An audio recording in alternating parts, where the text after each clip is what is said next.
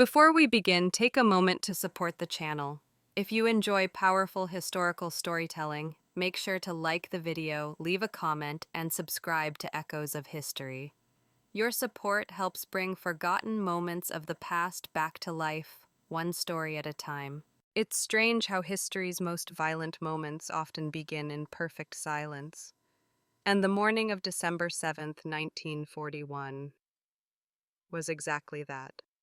When I picture Pearl Harbor at dawn, I don't see destruction. I see calm. The kind of calm that makes you believe nothing bad could possibly happen.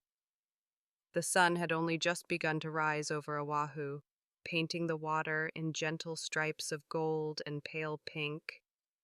Battleships rested quietly at Battleship Row, massive, steady, and almost peaceful. You could hear the distant call of seabirds, the light hum of morning machinery, and the soft conversations of sailors starting their day. For the men stationed there, it was just another Sunday. A day to sleep in a little, a day to write letters home, a day to joke with friends, grab breakfast, or walk along the deck with a cup of coffee in hand. Nobody, not a single soul, imagined what was coming. At 5:30 a.m., the USS Nevada stood in the harbor with its crew still waking up. The USS Arizona slept in the heart of Battleship Row with more than 1,500 sailors aboard, and on Ford Island, aircraft sat neatly lined up, propellers still, engines cold, waiting for routine flights later in the day. If you could freeze that moment, if you could capture that perfect stillness, you would never guess that the next 90 minutes would change the world. Out at sea, far beyond the horizon, 6 Japanese aircraft carriers cut silently across the Pacific. A task force so large and so disciplined that it moved like a single organism. On the decks, rows of torpedo bombers, dive bombers, and fighters sat prepared, engines warmed, pilots already strapped in. They had practiced this moment for months. They knew every maneuver, every angle of attack, every second of timing, and they were now less than 2 hours away from unleashing the most devastating surprise assault in American history. But none of that was visible to the men on the ground. On Ford Island, you could smell breakfast being cooked in the mess halls. Fresh eggs, bacon, coffee. Some sailors lingered by the water, watching the sunrise over the Ko'olau Mountains. Others were already writing letters home. "Everything's quiet here. I'll be home soon." A few stationed at the radar outpost on Oahu were scanning the early morning sky. The radar was still considered experimental, something the military didn't take very seriously, just a routine training tool, at least for now. At 7 a.m., 2 radar operators saw something, a cluster of dots, dozens of them, moving fast. One of them leaned forward, confused. That's that's a big formation, isn't it?" The other nodded, but the assumption was simple. Must be the B-17S arriving from the mainland. Nobody panicked. Nobody called an emergency alert.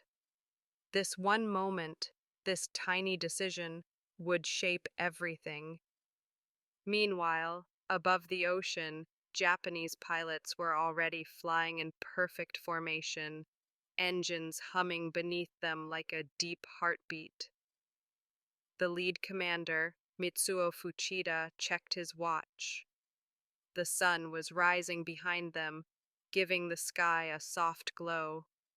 Perfect weather, perfect visibility, perfect timing.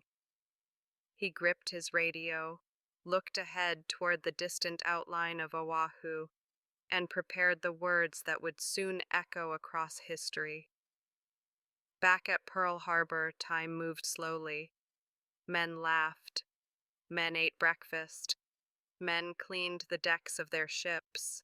Some rested on hammocks. Some wrote letters. Some played cards. They had no idea that thousands of feet above them, their enemies were almost close enough to see the island's shape. They didn't know that the last peaceful minute of their lives was slipping quietly away. At 7:35 a.m., the Japanese attack force began its final descent. At 7:49 a.m., Fuchida's voice finally broke the silence. Tora, Tora, Tora. We have achieved complete surprise. And just like that, the calm was gone forever. The smoke over Pearl Harbor didn't lift for hours. It hung in the air like a dark reminder of what had just happened. And as the fires burned, the reality slowly settled in. The United States had just experienced one of the most devastating attacks in its history. When I look back at the accounts from that day, what strikes me most is not just the destruction, but the silence that followed it. The kind of silence people later described as too heavy to breathe in. Ships were still burning. Water around the harbor shimmered with fuel and debris. Sailors swam through oil-thick waves, searching for any sign of life.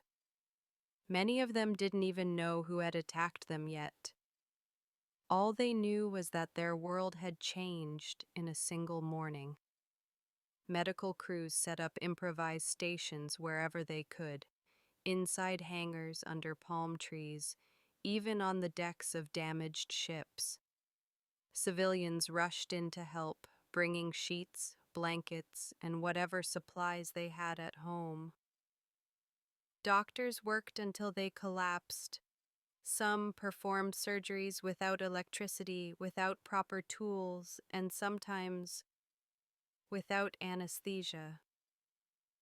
The USS Arizona continued to burn long after the attack ended.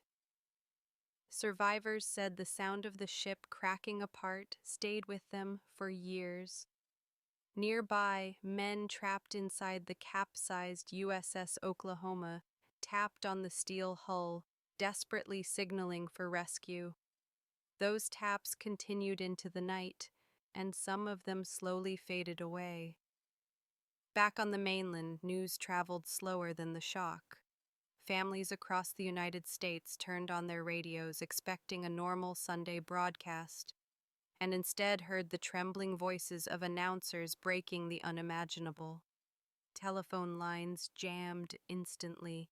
People rushed to stores, churches, military offices, anywhere they could find answers.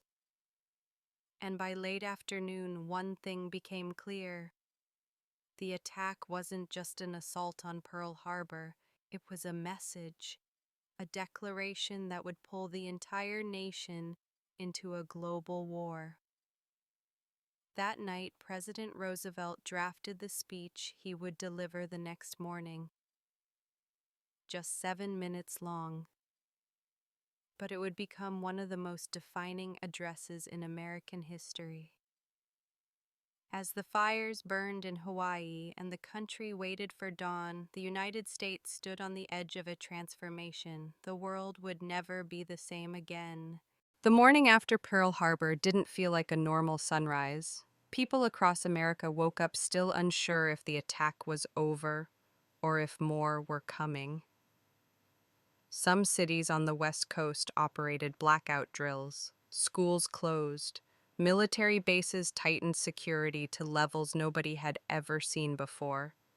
It wasn't fear, it was shock. A nation stunned into silence. But at the center of that silence was a single day that would reshape the entire world. December 8th, 1941. The day America answered. When I look back at the footage and the eyewitness accounts, One moment always stands out: the crowd gathering outside the Capitol that morning. Thousands of people stood shoulder to shoulder in the cold air, waiting for a message, waiting to hear what comes next after devastation. Inside, President Franklin D. Roosevelt prepared to speak.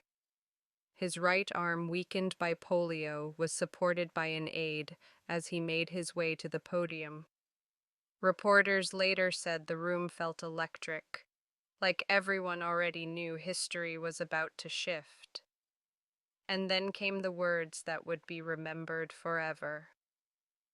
Yesterday, December 7th, 1941, a date which will live in infamy. People outside the building froze. In living rooms across America, citizens leaned closer to their radios. Those words didn't just describe what happened. They captured the raw shock, the anger, and the unity of an entire nation. As Roosevelt spoke, Congress listened, but they also felt the same fire the rest of the country felt. The attack on Pearl Harbor wasn't distant. It wasn't abstract. It was personal. Within minutes after the speech, the House and Senate voted. The result was overwhelming. The United States of America was now at war with the Empire of Japan. Across the country, young men lined up at recruitment offices. Some were so eager to enlist that they arrived before the doors even opened. Others lied about their age, boys who were 16 or 17 insisting they were old enough to fight. Women volunteered as nurses, mechanics, code breakers, and factory workers. It wasn't forced, it wasn't staged, it was a wave, millions stepping forward on their own. Factories switched overnight from cars to tanks, from typewriters to rifles. The industrial power of the United States roared awake, lighting up the night sky with steel and sparks. This was more than retaliation. This was mobilization on a scale the world had never seen. But in Hawaii, the situation was still desperate. Fires continued to burn. Rescuers searched inside half-sunken ships, cutting through steel, hoping to reach anyone still alive. Some survivors were found after more than 30 hours trapped in darkness. Their stories became symbols of resilience that spread across the entire country. The attack that was meant to cripple America did the opposite. It united the country in a way nothing else ever had. And by the end of that day, December 8th, the world understood something very clearly. The United States had entered World War II, and it wasn't entering quietly. When America declared war, the country didn't instantly transform into the superpower we think of today. In early 1942, the United States was still recovering from Pearl Harbor, still organizing, still understanding the scale of the fight ahead. But what stands out, what fascinates me personally, is how quickly the nation pushed past fear and turned it into determination. Factories that had once produced refrigerators and cars became the heartbeat of the American war machine. In Detroit, auto plants ripped out assembly lines, replacing them with machines capable of forging tank armor and aircraft frames. For the first time in history, the country mobilized not just an army, but an entire society. And everywhere you look in the historical footage of early 1942, you see the same expression on people's faces, a quiet, focused resolve. One of the most symbolic moments came from a group nobody expected, the Doolittle Raiders. These were volunteers who signed up for a mission so dangerous, many didn't expect to return.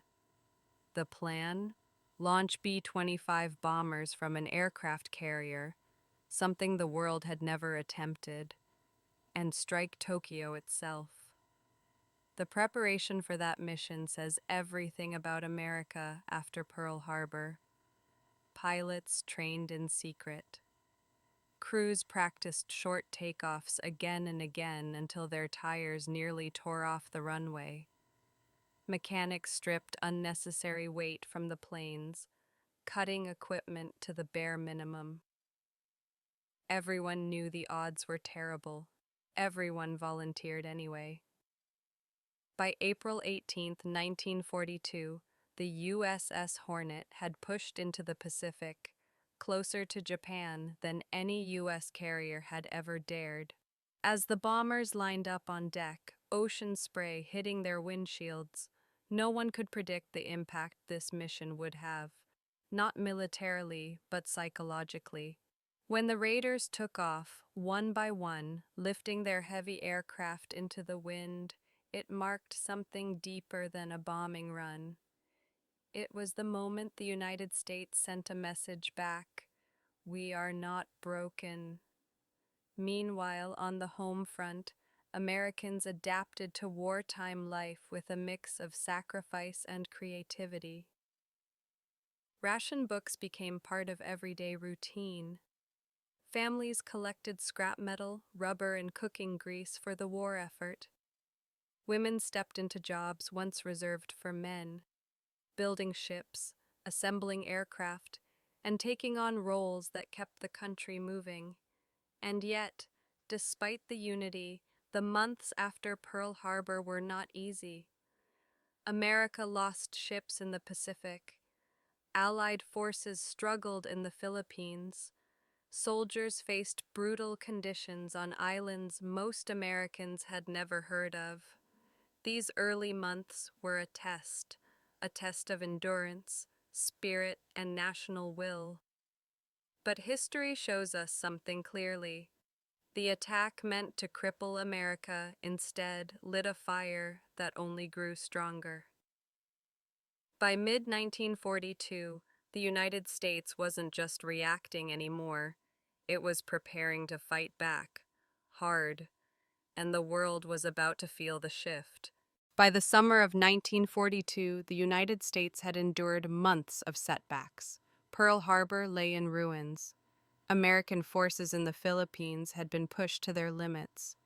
The Pacific felt impossibly vast, and Japan seemed unstoppable.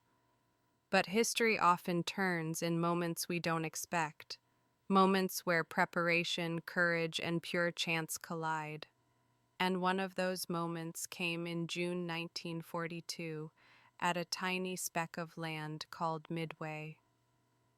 Whenever I look at this chapter of history, I'm struck by how much depended on intelligence, on code breakers working in cramped rooms, deciphering Japanese communications line by line. In early 1942, these analysts discovered something extraordinary. The Japanese Navy was planning a massive attack on a location referred to only as AF. The U.S. needed to be certain, so the code breakers suggested a risky trick: have Midway radio a fake message that the island's water system had failed. Soon after, American intelligence intercepted a Japanese transmission. AF is short on fresh water. That was the confirmation. Japan's next target was Midway. What followed was one of the most improbable, dramatic turnarounds in military history. American carriers, the Enterprise, the Hornet, and the hastily repaired Yorktown, positioned themselves northeast of Midway, waiting in silence. Pilots slept beside their planes. Mechanics worked through the night. Commanders studied maps under dim red lights, knowing the fate of the Pacific might rest on the next 48 hours. And then came June 4th. Just after dawn, Japanese aircraft approached Midway, launching the first attack. Bombs fell across the small island, explosions lighting the horizon. But while the Japanese focused on the airstrip, the American carriers were still hidden, undetected, sitting in the perfect position. This is the part of the story that gives me chills every time. Because timing, just seconds, literally seconds, changed everything. American dive bomber squadrons, after hours of searching the ocean, finally spotted the Japanese fleet at the exact moment when all four Japanese carriers had their decks cluttered with fully fueled aircraft and bombs.